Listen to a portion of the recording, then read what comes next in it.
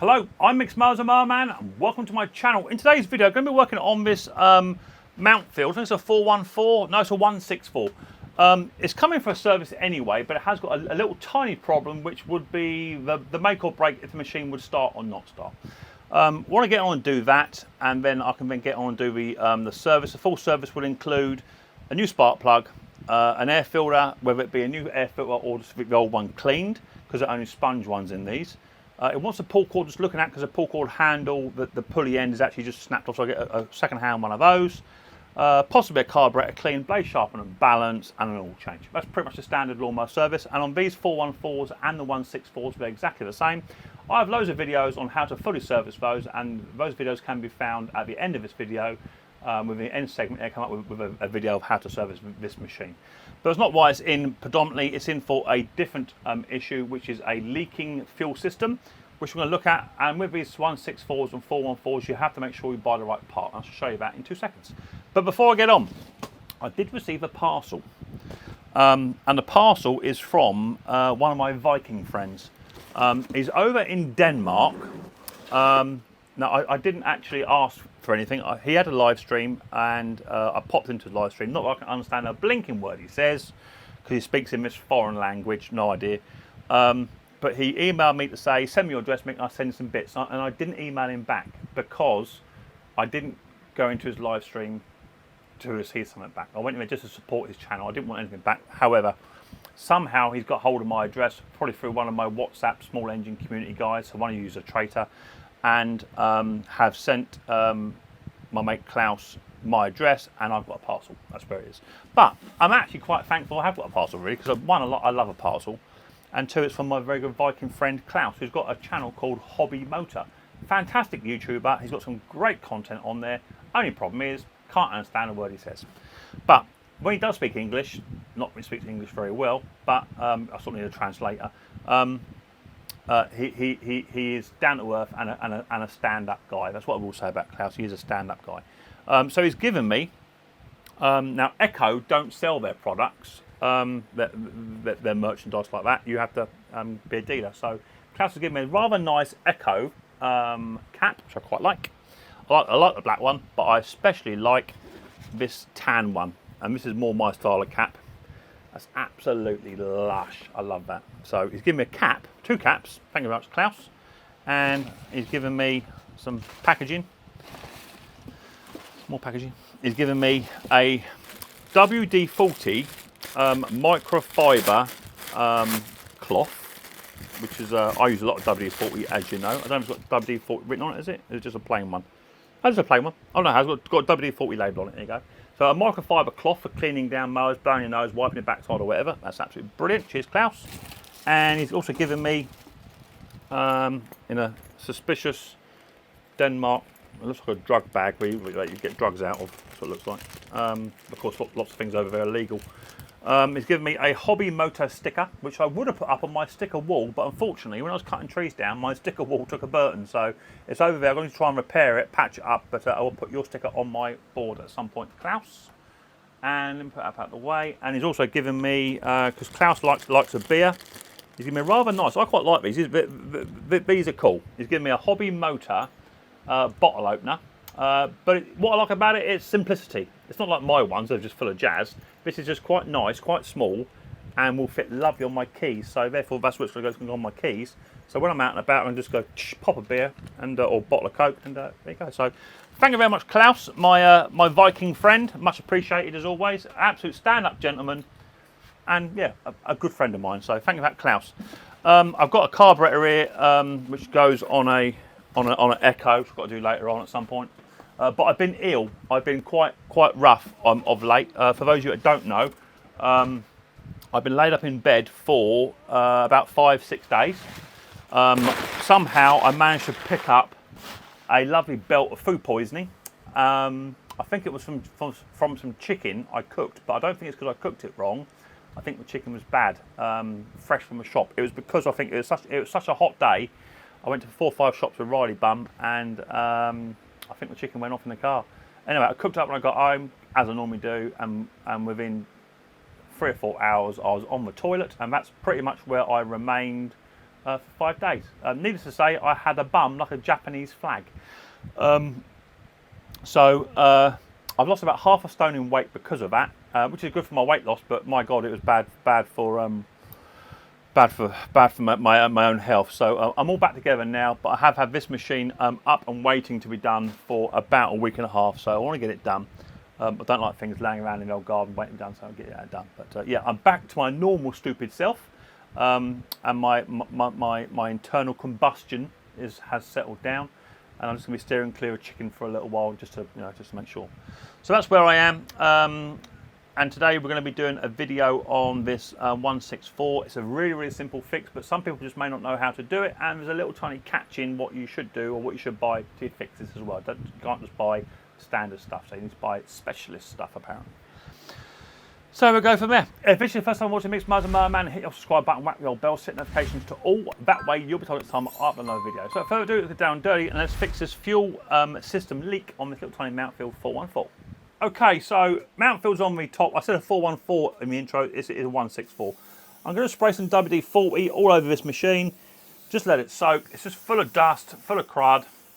And all it is WD-40. Just to sit there, it re-energizes the plastic because of the oils, and just when I wipe that off in a little while, that'll look absolutely spanking. Now, the reason this is in for repair, let alone service, is that it has a little tiny fuel leak, and the fuel leak is being contributed to this fuel hose, which in all fairness feels quite flexy, but there's a little tiny crack in it. I can see it. It's just there. That's where the crack is. So there's no fuel in the system because it's all leaked out anyway. And the bloke said it used to start and run fine, Mick, but now it don't like to start at all. I had a quick little deco at it, and he said, "Oh yeah, look, there it is. There be a fuel leak." So quite simply, all we've got to do is remove a little tiny fuel clamp off of this tank. Now, lots of people say to me when they have these engines that hunt and surge, "I've done a carburettor, Mick, and it still hunts and surges. Clean it again." Okay, do it. I've done that again, Mick. Still hunts and surges. Do it again. And we have this conversation 3 or 4 times. But also, one of the hunting and surging issues on these little Mountfields, let me just get my other spotlight in because it is a bit dark today in my old shed, despite the fact it's 1:30 in the afternoon. Let's bring another lamp in. Behind this fuel line is a little tiny filter, or there should be. Right, it's a little tiny twist. Let's get that just to move. And just remove that fuel line off. Right, now behind here, look, there's a little tiny filter. Just there. And it sits inside that fuel line. There it comes. Boom. Now that little tiny filter, it can get clogged up, okay? Because it doesn't come out, it comes in through this end, and it doesn't come out this end, it comes out through these little tiny meshes here. And if that's bunged up like this one is here, then you're going to have a fuel supply issue. Now what I can recommend is to take these out, okay? However, if your fuel is cruddy, then it won't catch anything coming out of a tank, so therefore I would recommend keep it in, but give that a good clean, okay? We're going to remove the fuel clamp off of this hose now, and then we're going to turn our attention to the other side of the lawnmower where the carburettor is. Right, turning my attention to the other side, of this side of it. Oh, yeah, there's the air filter. You can see it's nice and dirty. Again, as part of the service, you'd either clean that. It's actually broken, so I put a new one in. If it wasn't broken, you could just clean that up, okay? This literally just stops dirt coming in from around this section only, not from around the front, okay? But this is absolutely filthy in there, so it wants a new air filter, wants a good clean off. I'm going to remove just the air box off of the front of the lawnmower. You don't have to do this, but I'm just doing it mainly just to give you guys and girls a little bit more of a better view. That's the only reason I'm doing it. So 10 mil. Out comes that nut. Another 10 mil. Out comes that nut. Put it to one side. I'm going to remove the air box. And there's a little tiny pipe just behind here. Just there. That pipe goes into that little tiny hole just there. That's your crankcase breather. And then you have another pipe which comes off of this primer bulb which sits on top of the carburettor. That's your primer. Just pull that one off. Put a little tiny hose clamp on there. Just remove that hose clamp. That's it. And give it a little tiny twist. We don't want that to break. That's it. Just enough to break the seal, and that comes off. And get rid of that and give them a bit of a clean up. Two little tiny studs there. What's that there? Two little tiny whatever you call those. They actually belong onto the airing box itself. I'll put them on in a minute. And here is your other side of the fuel line. We're going to remove that. And again, we'll give this a little bit of a twist. Doesn't matter if we break this one, because this one's going to be replaced. Give that a bit of a twist. And then that one will then come off as well. Oof. And then pull it out this way. Remove that little tiny clamp off of there first. Take that off. We're going to need to keep that later on. And pull it out this way. Right. And out it comes. So that's the old one taken out. Now, this is the standard fuel line. Okay. The only difference is that the tank goes on. The bit goes onto the end is wider than the bit that goes onto the carby. You see the difference in thickness. There you go. That's the difference, right? It's just the way Mountfield have manufactured this. I don't know why they did it like this. It makes no sense. They could have just had a slightly wider bit on the carburettor, which would have given you a straight bit of pipe. But you cannot put this pipe on that end, even with heating up in boiling hot water. I've tried it; it doesn't work. And lots of the other fuel lines that you get, they have like a nylon coating inside there which stops the pipe from actually expanding. Right, now I'm very lucky. I've got a friend called Doug, and my mate Doug, he's got a YouTube channel called Dizzy Lizzy. He's a good friend of mine, lives up the road from me. I call him my little ginger warrior. He's ginger. Doug bought me some genuine Briggs and Stratton, genuine Mountfield parts for these ones, these fuel lines. He bought me a pack of them, pack about 5. He didn't have to. He just turned up one day in his little ginger warrior van, and he bought me a load of brand new ones. As I say, these ones are slightly different on the ends. Okay, see the difference. This is the tank end, and this is the carburettor end. So if you want to buy them, you can get them off of Amazon. They're about £4 upwards, somewhere like that. They're not a lot of money, but you have to buy the right one for this. Otherwise, you're going to have problems. I have tried fitting the wider ones onto here, and you've got to get through this bit at the back here as well, which isn't made it any easier. And if you buy the wide end fit on the tank, then it's going to be too slack on the hose. And if you get the 2 one that goes on the hose, it won't fit on the tank, and vice versa. So you have to buy these ones that are slightly tapered at the end. Right, what we've got to do is I'm going to put just a bit of WD-40 in there. Mine are a bit sticky. I don't know why mine are a bit sticky. I think they're sticky before I got hold of them. So Doug, what have you been doing to my hose pipes? So a bit of WD-40 just to help it clean that gunk off. And then there's a little tiny ring this has to fit through. Now if you struggle to fit that through, what you can do is you can literally just push that bit in, and that will just fold in. It'll drop out. There it is there. And then just open that up, feed it on like that, and then pass it from behind and in, and then just sit that into the hole. Both ends need to go in. So it's a little bit fiddly.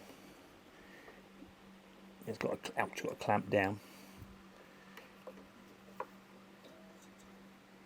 like that into there, pop into place, and then you can then pull this pipe through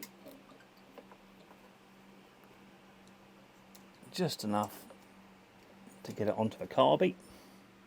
Put your little tiny hose clamp on first, of course, before all you ridicule me for missing a bit.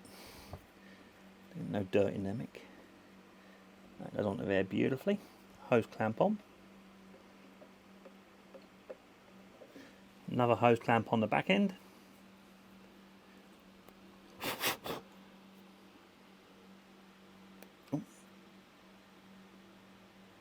And then clean filter goes into the tank all the way in, and then push your fuel hose over the filter onto the tank connection as far as you can get it.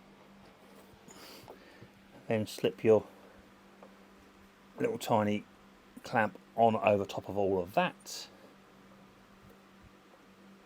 There it goes. Nearly.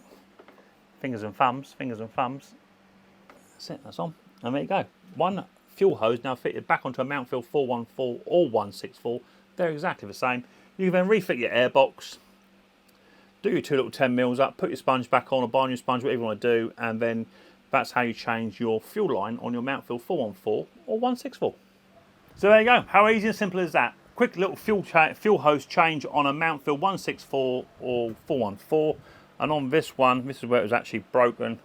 If I spread it over, you can actually see there's a little tiny dinks in the line just there. You can see it all cracked and what have you.